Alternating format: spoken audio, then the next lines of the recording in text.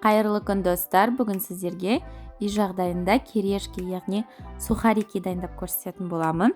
Ол үшін ең алдымен осындай нанымызды видеода көрсетілгендей етіп турап аламыз. Менде осындай қара нан. Онан соң чеснокты үкіштен немесе осылай майдалап аламыз. Оған сұйық май және тұз қосып араластырамыз.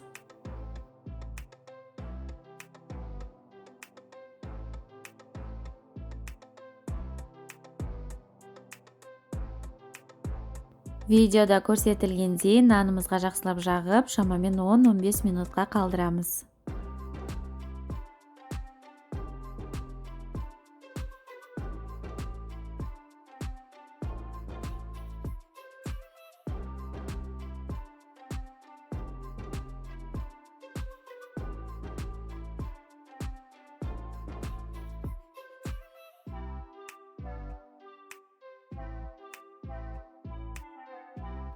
Енді нанымызды чесноктан тазартып аламыз.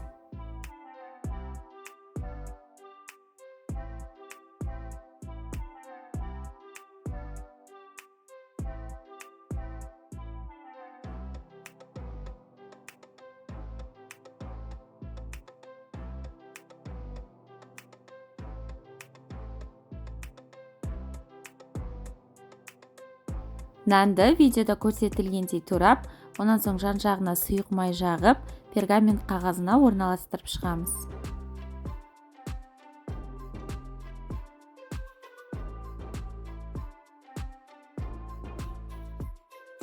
Пешімізді алдын ала 180 градуста қыздырып қоямыз.